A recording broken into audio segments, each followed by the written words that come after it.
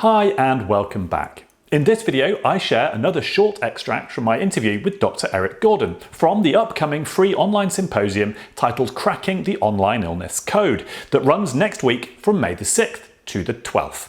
In the last video, I spoke about the importance of phenotyping when it comes to diagnosing, researching and treating long COVID, and how we're likely to end up with perhaps 6, 7 or even more separate non-exclusive phenotypes that represent long COVID as a condition in its entirety. Each of these phenotypes is likely driven by a different pathology, whether that's viral persistence, microclotting, autoimmunity, immune dysregulation, massive metabolic malfunction, an autonomic nervous system gone haywire, or subtle changes in the body's microbiome, and that's a non-exclusive list. But two of those mechanisms seem to be particularly common in long COVID. And so in this video, I talk about how you can differentiate between them and work out what might be the major drivers of your symptoms, all through the controversial lens of activity. Because one thing that's common to almost all of us is that activity or exercise causes havoc. But understanding the how, what and when of that havoc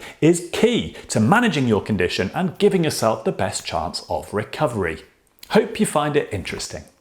There's another subject I'd like to talk about too, which when we're talking about roadblocks to recovery and controversial subjects, let's take exercise slash activity, which is another hugely controversial subject, because you will find there are people saying, I started going to the gym, it was horrendous, I felt really bad for 2 weeks, and now I'm better. And everybody else is throwing their arms up going, what? And I think to try and understand this, one piece of research that I think was actually incredibly simple but really powerful was by a professor in Germany called Carmen Scheibenbogen. And what she did is essentially simplify the phenotypes of long COVID, stratified or separated by when they experienced post-exertional symptoms. So there was one group which experienced exercise intolerance or activity intolerance, either at the time of the activity itself or very shortly afterwards. And there was a second group which experienced the intolerance or the exacerbation of symptoms much later. So typically the next morning, but up to potentially 48 hours later. And these two groups were simply called, the first group was not like ME/CFS, and the second group was like ME/CFS. And I think one of the really important things in terms of managing your own symptoms and potentially, working out what you might be able to do in terms of active steps towards recovery is understanding which of those two groups you're in. And they're slightly non-exclusive. So you might have horrific symptoms at the time of exercise and then delayed as well. That means you're in the second one. Like whatever happens at the time doesn't mean you're not in the second one. If they come much later, then that's a definitive you're in the second group. And the reason why it's important is because you have to understand where activity might fit into your life.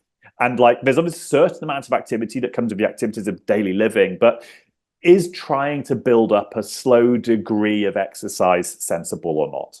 If you're in that first group and you don't get protracted PEM 24, 48 hours later, then the answer is post-exertional malaise, as we call it in America. Yes, sorry. Or PESE is another way of calling it, post-exertional symptom exacerbation. Right. But if you don't experience that much later, then you might tolerate exercise. You might be one of those guys or girls who can go to the gym and work out for a bit and suffer some of those symptoms at the time, but you might be okay. That's not quite as, let's say, dangerous as it would be for people in the second group, where activity can crash them really, really hard and basically send you backwards in your course of recovery. If you're in that second group, you need to be really, really careful about how much you do. And that doesn't mean that some activity can't still be useful. And one thing that's also worth differentiating here is pathologies.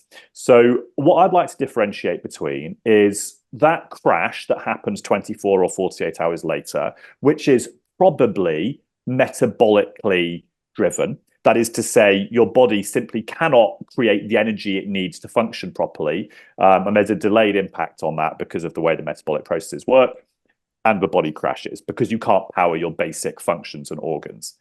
And then there's the intolerance that happens at the time, which is quite probably dysautonomic in nature. So does your heart rate start pumping really fast? Do you get dizzy? Do you get nauseous? Do you get palpitations? Do you get tight chest? That's dysautonomia. And those symptoms can improve with some very gentle conditioning. And what that essentially means is that you do a little bit of something for a tiny bit of time that would otherwise make those symptoms happen and then stop. And then do a little bit more and then stop again. But you have to do all of those within the energy envelope that you have, which is metabolically governed. And I think this understanding of how dysautonomia is separate to your energy envelope, I think is really important, because they're both driven by activity, but in very different ways.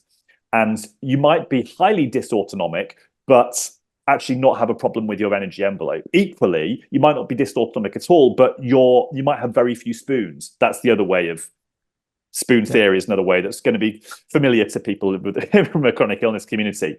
So I think that's another really important distinction, that by breaking down those two groups into not like ME/CFS and like ME/CFS, and then also understanding the distinction between dysautonomic symptoms and metabolically driven fatigue and the symptom exacerbation that comes from that, I think can be really, really helpful to people in terms of actually listening to their bodies and knowing what they're listening to avoid crashing and hopefully then improving the chances of recovery.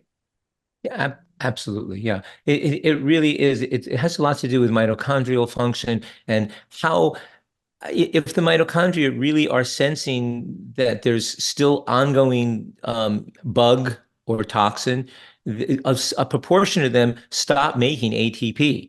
And they're not broken, and that's why the supplements don't help. In the first group, you'll probably also get more people who will have a benefit from some of the mitochondrial support supplements. They'll because their system is just out of balance, and maybe a little more energy is going to get them going. The other one, the body has made a decision. It's going to sleep. It's in hibernation, and that is a lot harder group to treat. But I agree 100%. Nobody should stop moving completely. If you're in bed bound, then just pick your legs up. Bring just bring your knees to your butt. I mean, not your knees, your heels to your butt. I'd like to see that. Yeah. Right. But it's just move whatever is comfortable. Don't push. Don't crash. But if the fear of crashing to the people who I mean, because the thing that what I think that the world doesn't understand is just as you said, the wide range of symptomatology. There are the people who can sit around and go from couch to the bedroom to the kitchen, and then the people who can go out for 3-4 hours a day, and then there are the people who can't move out of their beds, and they're different. As you're saying, I just love how you're just laying it all out for people. So we've got the chronic fatigue group versus the fatigued. And as you said, the dysautonomia, which can go with either group, but I like that, trying to breaking it apart there. Yeah, I found that's very helpful for people who talk to me and don't understand why when they do some things, it crashes them and not others. And what the nature of that crash is and when it happens is also very important too. Right. And that really does show how it's happening at a level that's not just tied to energy production, but it's also tied to, nervous system communication, which is, that's, I always like to learn. I hadn't thought of it that way. I like it. So I hope you found that brief extract interesting. If you'd like to sign up for the free online symposium that this interview is part of, there are some links in the description. It runs next week from the 6th to the 12th of May, and there are some really great speakers, so I do recommend it. Just for reference, it is free to watch live, but if you want to save any of the content or watch it subsequently on catch-up, then you can have full unlimited eternal access for $99. If that's of interest to you, then using the links in the description will give me a small kicker. So I'd like to extend my great appreciation if that's what you choose to do. So going back to that extract from the interview, which of those two groups do you think you belong to? Do please share your thoughts and experiences in the comments, and we can perhaps build it up into a little knowledge resource all by itself. Anyway, that's it from me. Look after yourselves. Until next time.